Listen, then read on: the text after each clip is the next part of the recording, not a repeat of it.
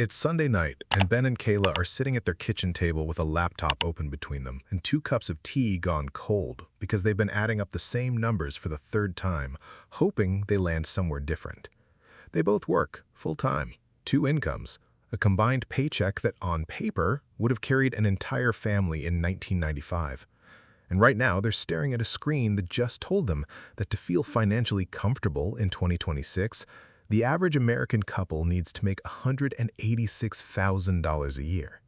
Ben makes 60, Kayla makes 58.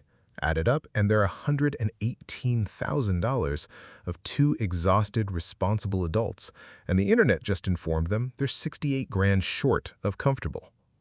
So they're sitting there doing the same quiet math millions of couples are doing tonight, trying to figure out one thing.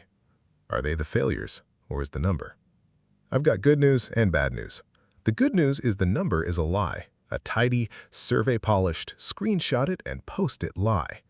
The bad news is the reason it feels true is worse than the number itself. My name is Shazi, and today we're going to find out exactly how much a couple actually needs to feel fine in 2026, where you and your partner really stand, and the one move that quietly changes the whole equation, even if you feel like you're already treading water. Let's start with the number that keeps getting shoved in your face.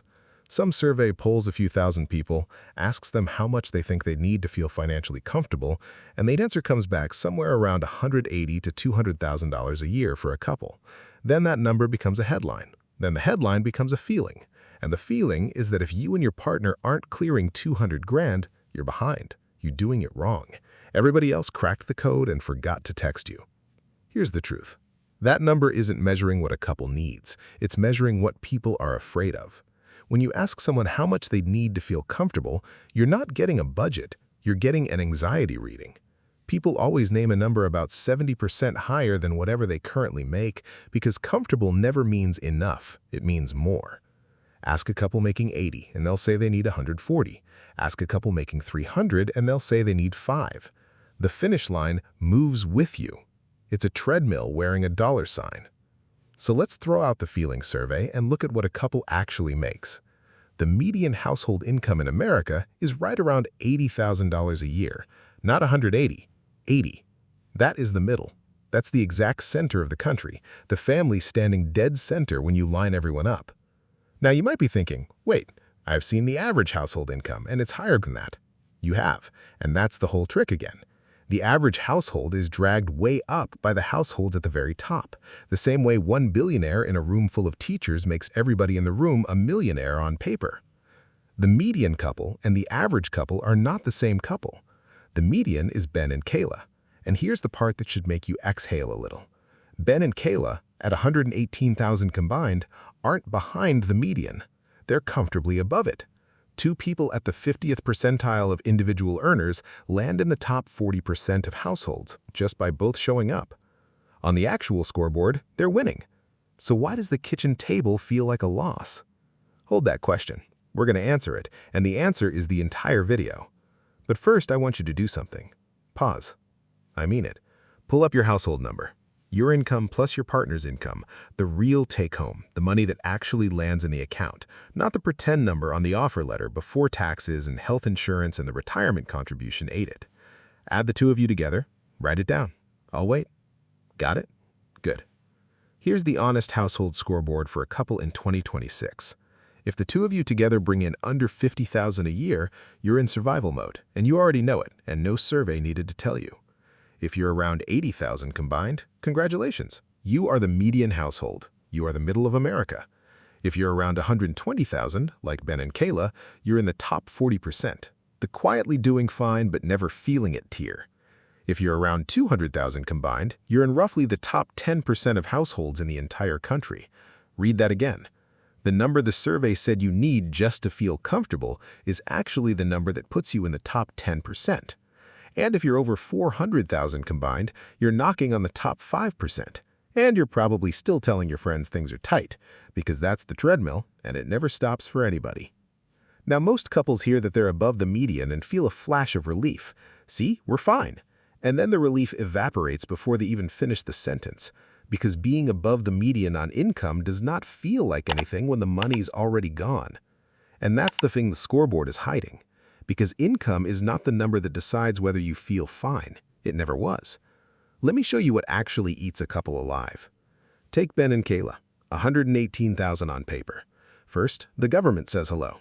Between federal tax, state tax, and the payroll deductions, a real chunk comes off the top before either of them sees a dollar. Call it a fifth to a quarter gone. Now they're closer to $90,000 of actual money. Still sounds okay. Keep going. Here's the part almost nobody counts. It costs money to earn two incomes. This is the trap, and I want you to really sit with it.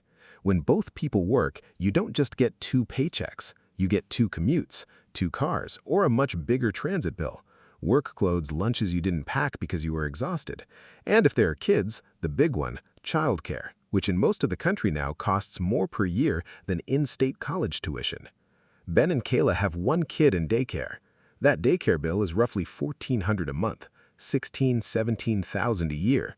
Out of Kayla's $58,000 salary, after her own taxes, more than half of what she earns goes just to pay for the privilege of being able to go to work at all. She is, in a very real sense, working most of the week to break even. That's not a Kayla problem, that's the structure. And it's about to get worse, so stay with me. Because now we get to housing, the single biggest line on the table. Ben and Kayla's mortgage plus taxes plus insurance is around $2,200 a month. If they were renting the same place today, it'd be higher. That's $26,000 a year of after-tax money gone before they've bought a single grocery. And here's the quiet horror of it. The old rule was that housing should eat about a third of your income. For a huge share of couples now, housing eats 40, 45, even 50%, which means the rule didn't just bend, it broke, and nobody sent a memo. Let's total the damage. $90,000 of real money to start, $26,000 for the house, $16,000 for the kids' daycare. Now add the boring, non-negotiable, shows up every month whether you like it or not stuff. Groceries, which quietly went up a lot and never came back down. 2 car payments or 1 plus repairs. Gas, insurance on everything. Phones, internet, the streaming services nobody can cancel because they're bundled to a login somebody set up in 2021. Health insurance copays. And the student loans, because Ben's are still there, patiently accruing like a house guest who was supposed to leave years ago and now just lives here. By the time you strip all of that out, Ben and Kayla, 2 working adults in the top 40% of the entire country, have almost nothing left over at the end of the month.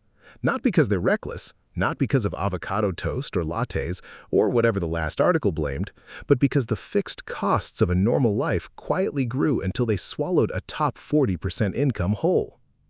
And if that just described your kitchen table too, you are not doing it wrong. You're doing it exactly like everyone else, which brings us to the reason all of this feels so impossible, and it's not the reason you think. Here's the villain. It's a thing economists have a name for, and once you see it, you can't unsee it. It's called the two-income trap. Go back 50 years. A single income could buy a house, a car, and a life with one person working. That wasn't because that one worker was some kind of genius. It's because the whole economy, the price of houses especially, was calibrated to one paycheck. Then families started sending a second earner into the workforce. Great, more money, right? For about 10 minutes. Because here's what actually happened. When most families suddenly had 2 incomes, the things that families compete for, and the biggest one is a house in a decent school district, got bid up. Everyone had more money to spend on the same limited number of good houses, so the price of those houses rose until it absorbed the entire second income. The second paycheck didn't make families richer, it got captured. It got priced straight into the cost of a normal life. So today, a couple needs 2 incomes not to get ahead, but just to afford the same life one income used to buy. And that's the cruelty of it. If one of them loses a job, they don't drop from comfortable to tight, they drop off a cliff, because the entire structure now assumes both engines are running at all times. There's no slack. The second income used to be the safety net. Now it's load-bearing. Take it away, and the house comes down. That's why Ben and Kayla feel broke while standing in the top 40%. It's not a spending problem, it's not a discipline problem, it's a math problem, and the math was rigged before they ever sat down at the table. And here's where I need to re-hook you, because it would be really easy to end the video right here on the sad part and let you go stare at your own kitchen table. But I promised you a move that changes the equation, and I meant it, so sit up, because this is the part that actually matters. The mistake almost every couple makes is thinking the answer is more income. Make more, feel better. But you just watched what happens to more income. The treadmill speeds up to match. The house you'd want costs more. The lifestyle quietly inflates. Couples who go from 100 to 200,000 very often feel exactly as tight at 200 as they did at 1 because feeling fine was never about the size of the paycheck. It's about one single ratio. The couples who actually feel fine, the ones who sleep at night, are not the highest earners.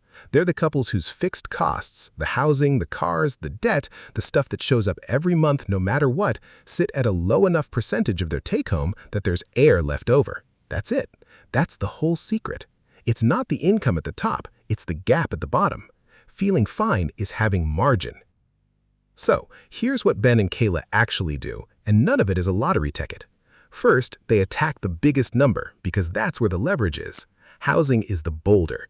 If a move, a refinance, a roommate-era house hack, or just deciding not to upgrade to the bigger place everyone told them they'd earned keeps their housing under about a third of take-home, that one decision does more for how they feel than a $10,000 raise ever would. Because a raise gets taxed and then spent. A lower fixed cost is tax-free, permanent, and shows up every single month for the rest of their lives. Second, the cars, the quiet wealth killer nobody talks about. 2 financed cars can eat $1,000 a month, and a car is the one big purchase guaranteed to be worth less every year you own it. Driving a paid-off car for a few extra years instead of trading up is worth tens of thousands over a decade, and it requires doing absolutely nothing, which is the best kind of financial plan. Third, and this is the one that flips the whole thing, they automate the gap.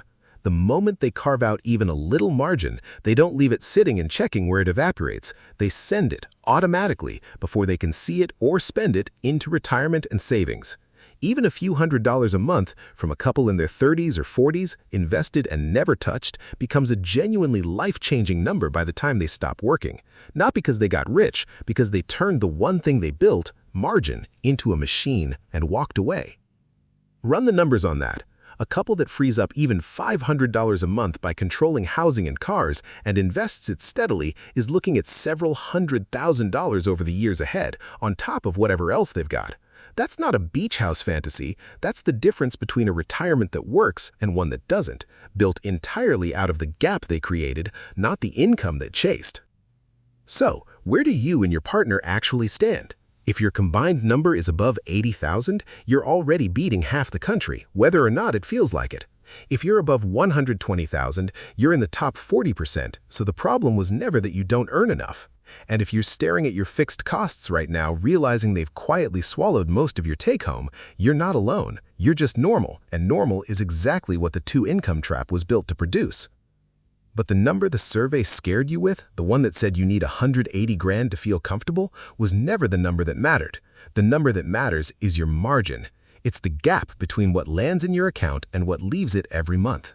Because in 15 years, some other couple is going to be sitting at their own kitchen table on a Sunday night, tea going cold, adding up the same numbers, trying to figure out if they're the failures or if the number is.